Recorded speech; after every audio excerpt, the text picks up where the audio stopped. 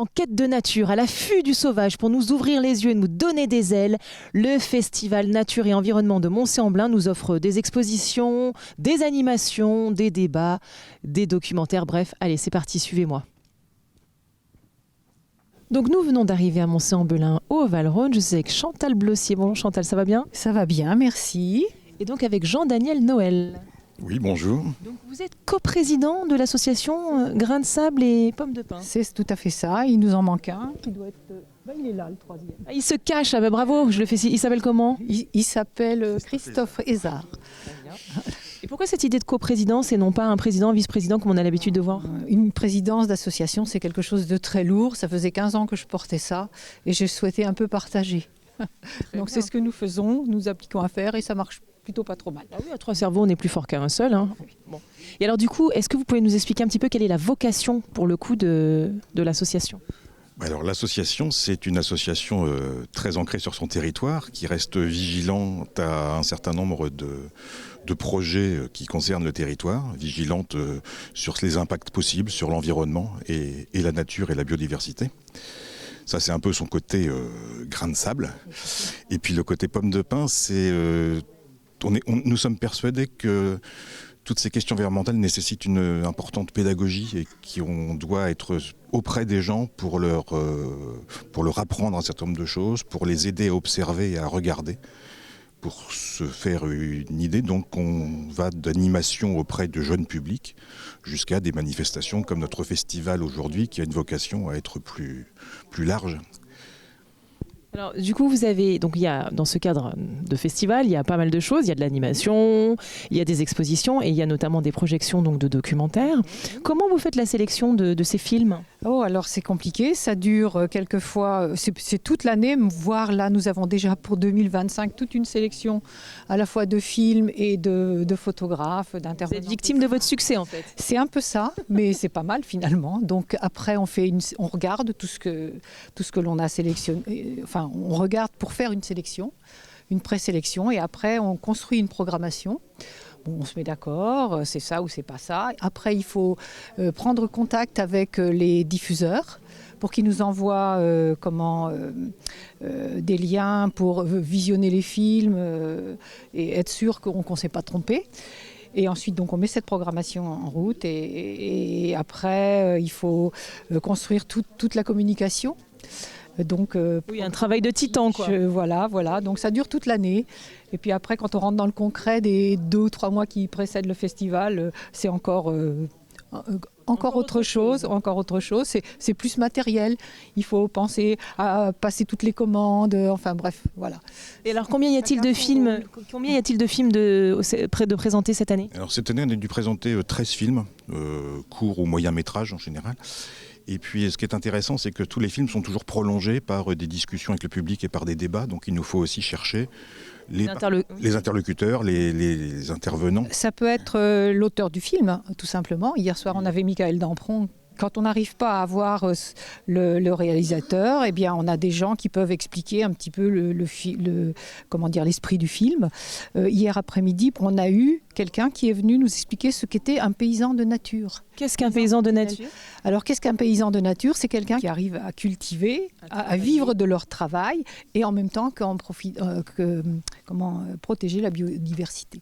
Ah, donc c'est tout un programme, effectivement. Oui, alors là, il y a 3 espaces qui sont dédiés lors de ce festival. Donc il y a l'espace où il y a les projections, mais qu'on ne verra pas évidemment, puisque dans le noir... Il y en a une en cours. Voilà, on ne va pas déranger les gens. Là, nous sommes dans un espace où donc il y a des animations. Il y a des animations, en effet. Alors bon, on pourrait poser la question aux dames qui sont là-bas. Aude qui fait des illustrations engagées. Donc, il y a... Mais encore, illustration engagée, c'est-à-dire qu'est-ce qu'une illustration engagée? Qu'est-ce qu'une illustration engagée? Vous regardez, ce sont des messages qui passent. Et si on carburait sans carburant? Alors, elle a d'autres illustrations. Partez pas, sinon on vous entend pas dans le micro. Excusez-moi. C'est bien, je fais du sport avec vous aujourd'hui. Et si c'était en s'arrêtant qu'on avançait le plus?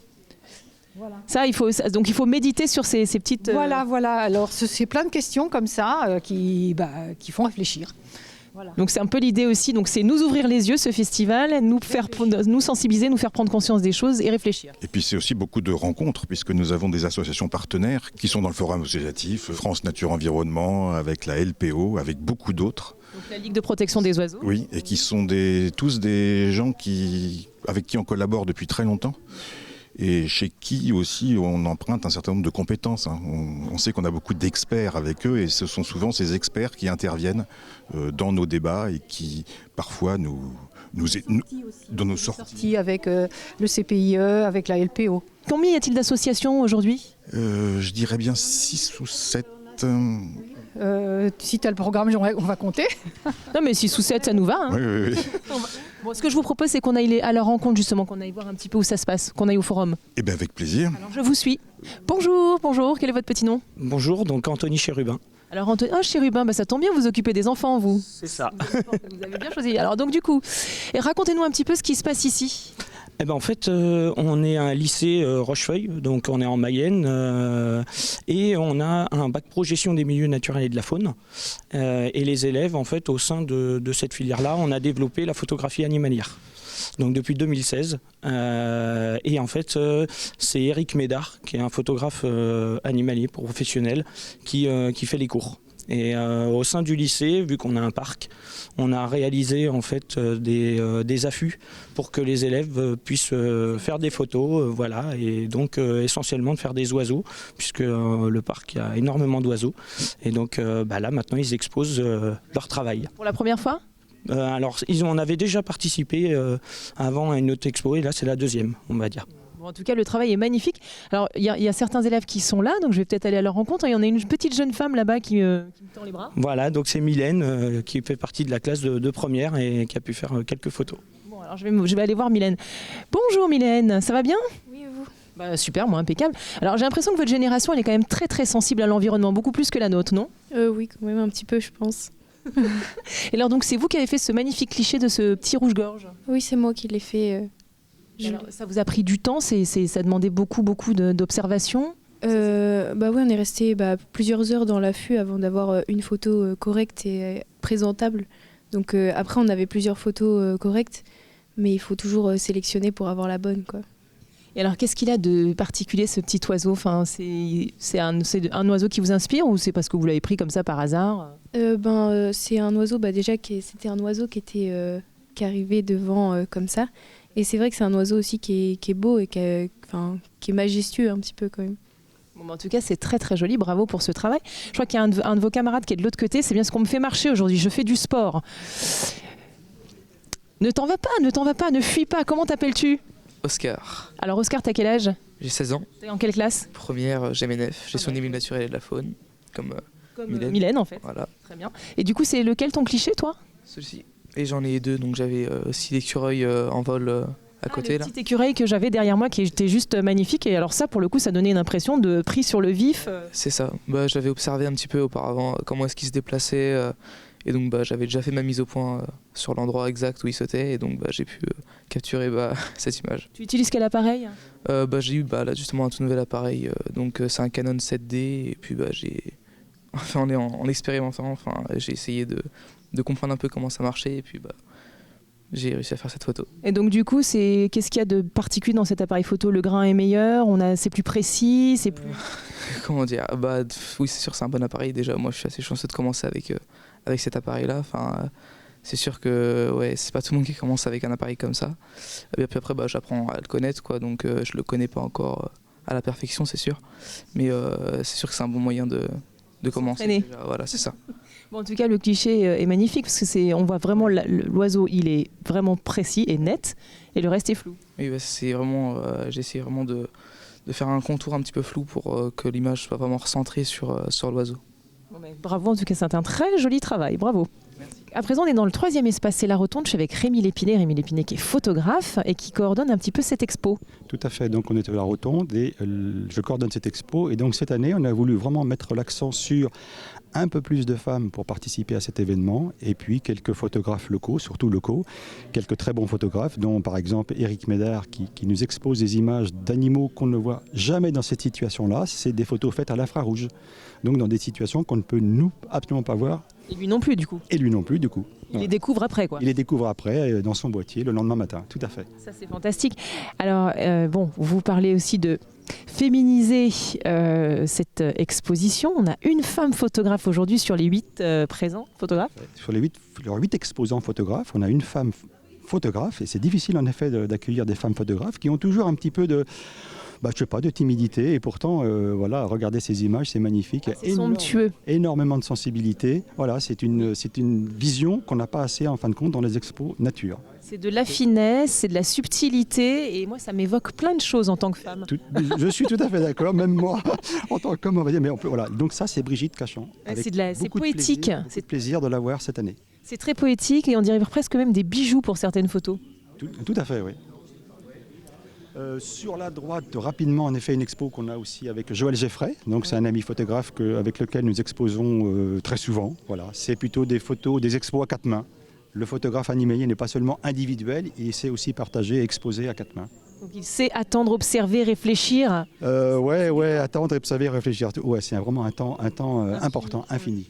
Là, c'est magnifique. Alors, c'est un travail qui est encore très différent, très très coloré pour le coup. Très coloré, en effet. C'est un autre photographe là, de la Sarthe, bien sûr, qui est très investi sur la macro-photo. Donc, ce sont là les petits macro-photo. C'est la photo au plus près possible de l'animal, avec des grossissements importants qui laissent apparaître tout le détail de l'insecte.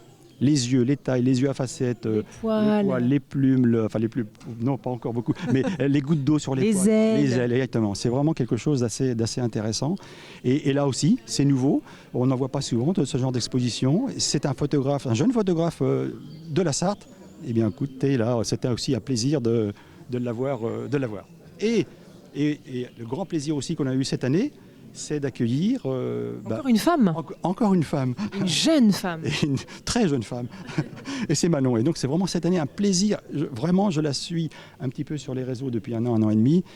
Et lorsque j'ai dit à Manon, voulez-vous venir exposer à Moncey, elle était tout de suite d'accord et c'était avec plaisir qu'on l'accueille. Alors nous, on adore son travail puisque Manon, on la connaît, on l'a croisée un petit peu il y a quelques temps de ça.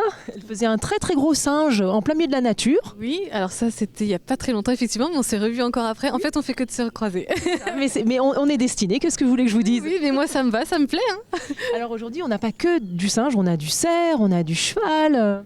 Oui, il y a un petit peu de tout. Alors c'est vrai, beaucoup quand même d'animaux sauvages. Parce que c'est votre ADN. Ouais, je suis un peu sauvage. Hein. Ça se voit pas. Hein. Ça se voit pas, mais elle rugit, Manon. Pardon. Je suis un peu sauvage. Non, mais je me plais bien dans ces animaux-là. Enfin, je sais pas. En fait, c'est une espèce de puissance et en même temps une tendresse que j'aime bien. Voilà.